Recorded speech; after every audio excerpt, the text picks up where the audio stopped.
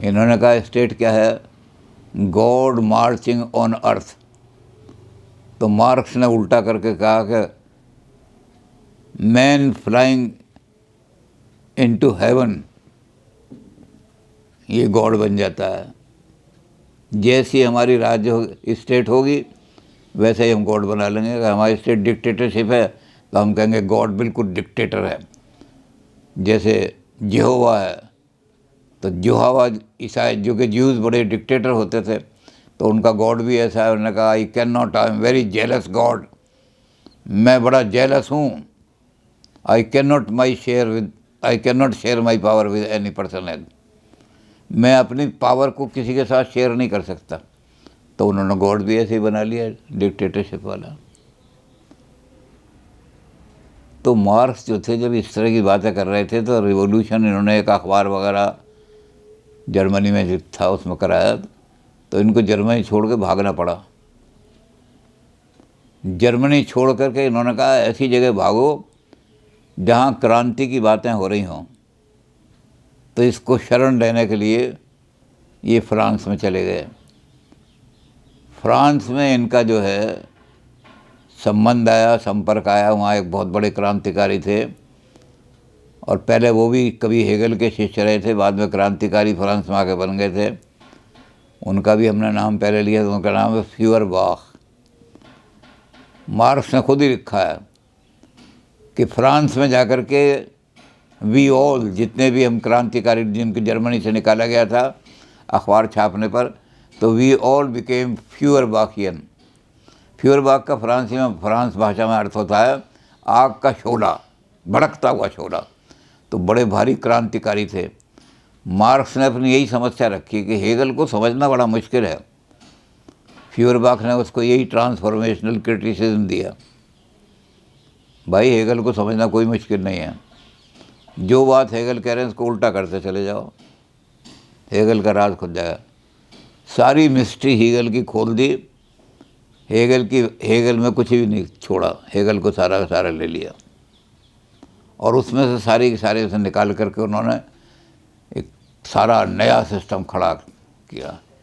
Nature is prior to mind. इस पर बहुत बड़ा मार्क्स ने बहुत कुछ लिखा। हमारी जो नेचुरल एनवायरनमेंट है, उन्होंने क्रूड नेचर को नहीं माना क्योंकि वो क्रूड मटेरियलिस्ट नहीं थे। उन्होंने कहा नेचर जो है ये as modified by man for his survival.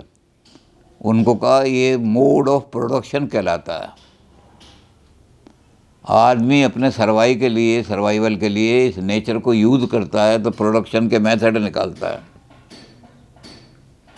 जो कम पढ़ा लिखा आदमी था वो तो ऐसे ही कच्ची नेचर को इस्तेमाल कर लेता था। पेड़ में से फल तोड़ लाओ या ऐसी चीज़ जो जहरीली ना हो, ऐसी कोई चीज़ उखाड़ लाओ उसे खा लो, तो कर लेता था।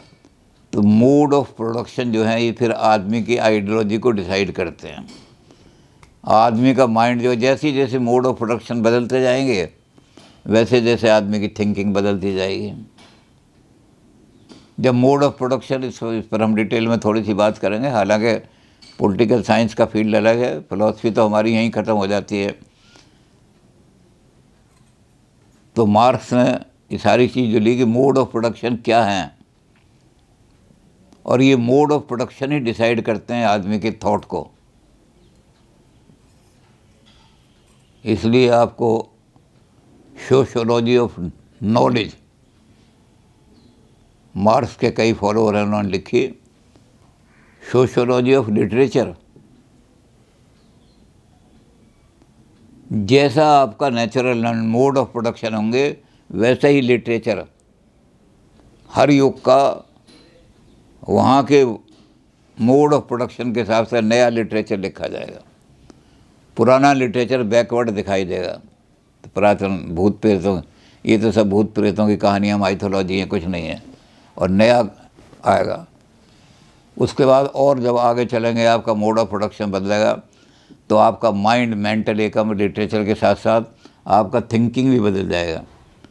थिंकिंग में आपकी वैल्यूज़ भी बदल जाएंगी, आपका भगवान का कंसेप्ट भी बदल जाएगा।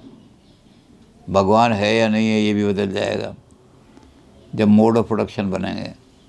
आपके एसोसिएशन भी बदल जाएंगी। अब जैसे मार्क्स ये कहेंगे कि जब आदमी उससे, वो तो खैर हम हिस्टोरिकल मटेरियल में बाद में करेंगे, लेकिन अभी तो हम सोशोलॉजी ऑफ नॉलेज की बात कर रहे हैं कि मार्क्स ने एक नई चीज़ दी दुनिया को, सोशोलॉजी ऑफ नॉलेज। आदमी के मेंटल आइडियाज़, आदमी के थॉट, आदमी के विचार जो होते हैं वो इकोनॉमिक मोड ऑफ प्रोडक्शन के आधार पर बनते हैं सारे के सारे, क्योंकि नेचर प्रायर है, माइंड बाद में है। नेचर में, जैसे नेचर का मतलब क्रूड नेचर नहीं, nature as use by man, उसको इन्होंने कहा मोड ऑफ प्रोडक्शन। नेचर को हम अपने सर्वाइवल के लिए कैसे प्रोडक्शन के मोड बनाते हैं। पहले गेहूं का आटा चक्की में पीसते थे, तो औरतें जो थीं गेहूं थोड़ा थोड़ा पीसती थीं, ऐसी चीज़ ज़्यादा खाती थी जो बिना पीसे ही, क्योंकि मेहनत करनी पड़ती थी, तो उबली हुई चीज़ ज़्यादा खा लेती थीं। जब मिल बन गया और आटा पीसने लगा तो खूब गेहूं खाने लगे लोग, गेहूं की रोटी खाने लगे, और गेहूं की थिंकिंग बन गई हमारी, गेहूं की हमारी हैबिट भी ऐसी बन गई, हमारे रूल भी वैसे बन गए, हमारे नियम भी वैसे बन गए। तो जैसे जैसे जब हम हाईएस्ट लेवल पर आए तो हमारे विचार बहुत ही बदल गए। अब आज जो मार्क्सिस्ट हैं, उन्होंने सारे विचार देखे होंगे आपने कि बड़े अपने आप को, क्योंकि हाईएस्ट लेवल पे पहुंच गए तो प्रोग्रेसिव कहते हैं, नीचे वालों को कहते हैं बैकवर्ड है, रिएक्शनरी, पीछे खींचने वाला है। जारगन जो है यानी शब्दावली ऐसी गढ़ी है जो आदमी को कंफ्यूज कर देती है, घबरा देती है। जिसको गाली देनी हो कह दिया तो बूर्जुआ है, सरमाएदार है तो, और किसी को गाली देनी हो कह दिया तो फ्यूडल है, जागीरदार है। जागीरदारी सिस्टम, भाई जागीरदारी सिस्टम क्या है क्या नहीं है इसका बस कह दिया जागीरदारी सिस्टम है तो बैकवर्ड आदमी है। तो ऐसा जारगन भी इन्होंने ऐसे ही बना रखा है, शब्दावली ऐसी कि उस शब्दावली से पता लग जाए अभी आपकी फ्यूडल मेंटेलिटी है, अभी आप प्रोग्रेसिव लेवल पर नहीं आए हैं, जागीरदाना मनोवृत्ति है आपकी। और जो आज प्रोग्रेसिव लिटरेचर वाले आए हैं उनका तो हम देखते ही हैं, शायरी पर बड़ा असर हुआ है, लिटरेचर पर। मार्क्स खुद ही कहते हैं कि मोड ऑफ प्रोडक्शन और लिटरेचर को भी डिसाइड करता है। अब आप बहुत सारे देखेंगे, सारी कविता ही ऐसी लिखी है, गीत ऐसे लिखे गए, रोटी न किसी को मोतियों के ढेर, भगवान तेरे राज में अंधेर है अंधेर। अब ये ऐसा साहित्य लिखा जा रहा है मार्क्स से। फिर उन्होंने कहा कंकर पत्थर चुन चुन करके जिसने महल बनाए, उसकी कुटिया छत को तरसे ईश्वर ये अन्याय। तू कितना अन्यायी है, जिसके हाथ से बड़े बड़े ताजमहल जैसी चीज़ें बना दी गई हैं, उसकी कुटिया पे छप्पर भी नहीं है। तो आज इसको प्रोग्रेसिव लिटरेचर कह करके आज के युग का ये लिटरेचर है। अब इस तरह हम डिटेल से जो बात करेंगे तो बाद में बात करेंगे। अभी तो हमने कहा कि मार्क्स ने ये दिखाने के लिए कि नेचर पहले है, माइंड बाद में। हेगल ही कह रहे हैं, उन्होंने कहा मैंने हेगल को ही अपने गुरु को ज़रा उठा कर रख दिया है कि नेचर पहले आएगी, मोड ऑफ प्रोडक्शन पहले आएंगे, इकोनॉमिक मोड ऑफ प्रोडक्शन, सारे मोड नहीं, इकोनॉमिक जो हमारे जीवन को चलाने वाले हैं, economic, how we earn the thing and how we spend it for welfare living. अच्छे जीवन को व्यतीत करने के लिए हम कैसे कमाते हैं और कैसे उनको खर्च करते हैं। अब इसमें एसोसिएशन भी बदल जाएंगे। एसोसिएशन क्या बदल जाएंगी कि जो फ्यूडल सोसाइटी है, एग्रीकल्चर सोसाइटी है, उसमें है फैमिली के एसोसिएशन बहुत तकड़ी हैं। उसका कारण क्या है कि वहाँ डिवीज़न ऑफ लेबर में स्पेशलाइजेशन की ज़रूरत नहीं है, हर आदमी हर काम कर सकता है। तो आज एक आदमी थोड़ा बीमार हो गया, उसने अपनी पत्नी को कह दिया कि आज जरा खेत पे हल तो चलाइए। वो पत्नी हल लेके चली जाएगी, खेत को चलाएगी। अगले दिन और कुछ ऐसे ही काम हो गया तो अपने लड़के को कह देगा कि खेत काटना भैया, ये ले जा तो काट आएगा।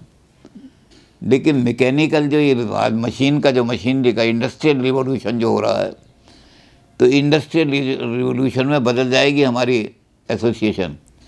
आज ये नहीं हो सकता कि मशीन पर अब बाप काम कर रहा है और उसने छुट्टी ली तो पत्नी को भेज दे। पत्नी को पता ही नहीं मशीन कैसे चलती है, क्या पता मशीन के किसी पुर्जे से अपना ही हाथ काट ला है। ये भी हो सकता है मशीन में कहीं उसका कपड़ा फंस गया तो शरीर के टुकड़े टुकड़े हो जाएं। या ये भी हो सकता है कि मशीन का कोई वो ऐसा बटन दबा दे कि सारी मशीन ही भड़क हो गए, करोड़ों रुपए की लाखों रुपए की मशीन में आग लग जाए। तो इसलिए आज भी वाइफ को नहीं भेज सकता वो, आज रिप्लेसमेंट नहीं हो सकता। आज की जो है, इसलिए एसोसिएशन क्या बनाएंगी कि वहाँ कोई आदमी, जब मैं छुट्टी जाऊँगा तो कोई आदमी ऐसा जो मशीन को इसको चलाना जानता है, उसकी वही क्वालिफ़िकेशन है, उसने वही ट्रेनिंग ली है, उसको मैं कह करके जाऊँगा। या मुझे जो छुट्टी देगा अफसर वो कहेगा कि तुम छुट्टी ले रहे हो तो आज तुम्हारी जगह उसकी ड्यूटी लगाई जाएगी। अब यहाँ फैमिली के एसोसिएशन ख़त्म हो गए हैं। आज फैमिली की लॉयल्टी उतनी ज़रूरी नहीं है जितना यूनियन की लॉयल्टी ज़रूरी है। तो मार्क्स का ये जो नियम है, जिसको हमने कहा कि हम बाद में डिस्कस करेंगे, ये नियम बहुत इम्पोर्टेंट नियम बन गया है मार्क्सवाद का। हम तो इसको नहीं मानते, हम तो दूसरी चीज़ मानते हैं, आइडियलिस्ट लोग तो दूसरी चीज़ मानते हैं, लेकिन मार्क्स वाले यही मानते हैं कि मोड ऑफ प्रोडक्शन जो है वही सारे आदमी की थिंकिंग को, इसको कहते हैं सोशियोलॉजी ऑफ नॉलेज। आदमी के नॉलेज, आपके आइडिया बिल्कुल आपको बता देंगे कि आप कैसे मोड ऑफ प्रोडक्शन से आ रहे हैं। और वैल्यूज़ भी ऐसी बन जाएंगी। लघु अवाम का बहरे सवाब पीते हैं, रिलीजन के बारे में बात कर रहे हैं। जनता का खून जो है वो धर्म के नाम पर पी रहे हैं, चूस रहे हैं बड़े बड़े। अब हम भी हालांकि थोड़ा बहुत तो मार्क्सवादी तो हम नहीं हैं, लेकिन थोड़ा बहुत कह देते हैं कि सोसाइटी को शिक्षा केंद्रों की ज़्यादा ज़रूरत है, मंदिरों से भी ज़्यादा। लेकिन लोगों की वृत्ति क्या है कि मंदिर ज़्यादा बन रहे हैं, स्कूल के लिए इतना पैसा नहीं देते लोग। अब मंदिर में आया चढ़ावा, उन्होंने कहा जी इस मंदिर के अंदर, वैष्णो देवी के अंदर एक महीने में 70 लाख चढ़ावा आ गया। और वहाँ जो स्कूल हैं वो मास्टरों की तनख्वाह भी नहीं निकल रही वहाँ। तो हम भी कह तो देते हैं, क्योंकि हम हालांकि हम कम्युनिस्ट नहीं हैं और अपने आप को प्रगतिवादी भी नहीं कहते, लेकिन शिक्षा का प्रसार ज़्यादा होना चाहिए समाज के उसमें। हम शिक्षा को एक धर्म का अंग मानते हैं, आध्यात्मिक चीज़ मानते हैं, इसलिए हम भी वही बात कह देते हैं। लोग कहते हैं जब हम ये कहेंगे तो लोग कहेंगे ये तो धर्मद्रोही है, ये तो मार्क्सवादी बन गया। हमने कहा मार्क्सवादी नहीं, हम ये कहते हैं कि अध्यात्म का केंद्र स्कूल है। आपका मंदिर इतना बड़ा केंद्र नहीं है, इसलिए स्कूल ज़्यादा खुलने चाहिए। गली गली में आपने मंदिर खोल दिए, गली गली में शिक्षा। लेकिन ये कह रहे हैं, ये उसी चीज़ को ये और तरह से कह रहे हैं। लघु अवाम का बहरे सवाब पीते हैं, धर्म का नाम लेकर के निचोड़ रहे हैं लोगों को अच्छी तरह से। और वो पारसा हैं, वो धर्मात्मा कहलाते हैं, बड़े ऊंचे महात्मा हैं जी। ये सारी दुनिया उनके चरण छूने आ रही है। वो पारसा हैं मगर बेहिसाब पीते हैं। जितना ज़्यादा खून पी करके अपना जितना बड़ा आश्रम बनाया उतने ही बड़े महात्मा कहलाएंगे। इतना जनता नालियों में पड़ी हुई है। हालांकि अब ये है तो बिल्कुल इससे सेपरेट ही मार्क्सवाद से, लेकिन यहाँ पर एक आरोप ये लगाया गया कि ईसाइयों ने वनवासी क्षेत्र में जाकर के लोगों का धर्म खरीदा,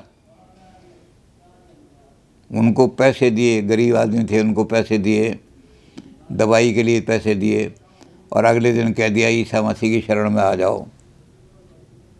वो ईसा मसीह की शरण में चला गया। सारा का सारा झारखंड, सारा का सारा नागालैंड, सारा पैसे के बल पे धर्म खरीद लिया गया। तो हमारा जो आर्क बिशप है सारे इंडिया का, सारे जितने भी चर्च हैं उनका सबका, उसने एक चुनौती दी, उसकी कटिंग मेरे पास है अखबार की। उसने एक चुनौती दी कि हम 200 साल में, जब 1757 के बाद अंग्रेज़ जो थे यहाँ हमारा वो, तो हमारे मिशनरीज आने शुरू हुए, उसके बाद ईस्ट इंडिया कंपनी के बाद आने शुरू हुए, उससे पहले तो आते ही नहीं थे। तो 200 साल में हमने जितना पैसा बाहर से मंगवाया है आप उसको जोड़ लो, और आपके एक मंदिर में तिरुपति में जितना सोना पड़ा हुआ है उसकी कीमत देख लो, तो हमारा पैसा फिर भी कम होगा। तुम्हारे पास तो एक मंदिर में इतना पैसा पड़ा हुआ है, लेकिन क्या है कि हम जो पैसा है वो जनता के, बच्चों के, गरीबों के काम में लगाते हैं। तुमने मंदिर में ताला डाल के रखा हुआ है, निकालो उसको। लोग नालियों में पड़े हुए बच्चों के, उनके सोने की जगह भी नहीं है, और आपके मंदिर में जो है वो सोने के उसमें पड़े हुए हैं। तो खैर वो तो ईसाइयों का और इनका मामला है अपना, लेकिन मैं बता रहा हूँ कि उन्होंने, मार्क्सवादियों ने इसको क्रिटिसाइज़ किया कि लहू अवाम का बहरे सवाब पीते हैं। उन लोगों का बेचारों का खून चूसो, रोटी भी नहीं मिल रही उन्हें, और तुम्हारे आलीशान 56 भोग लग रहे हैं। 56 भोग में वो खाना लग रहा है जिसकी कल्पना भी आम आदमी नहीं कर सकता। कोई लखपति करोड़पति आदमी कल्पना करेगा ऐसी ऐसी चीज़ों की।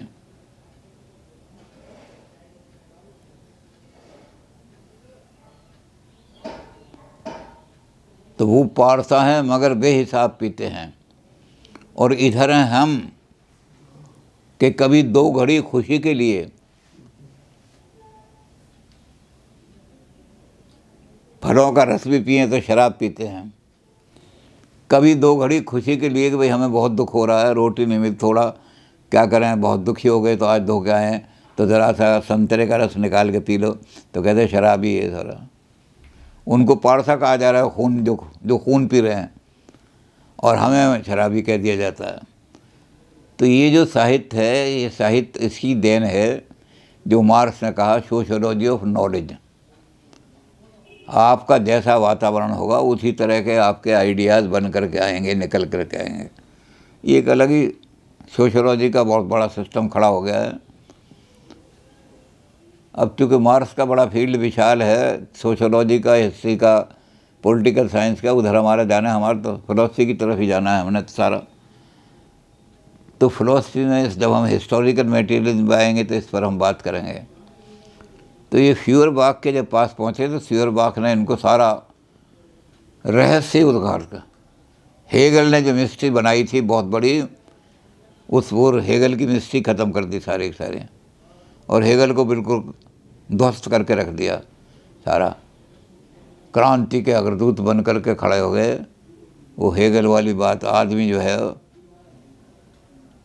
और नारा इन्होंने लगा दिया जा कर के, भगवान के भरोसे आप भगवान की कठपुतली मत बनो,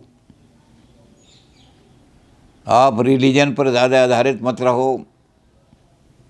तो क्या करो कि तीरगी अपने मुकद्दर की मिटाने वालों, अपने भाग्य का अंधेरा अगर मिटाना है आपने, यानी अपनी गरीबी को दूर करना है, तो सारे लेबरर जो हैं इकट्ठे होकर के परिश्रम करो।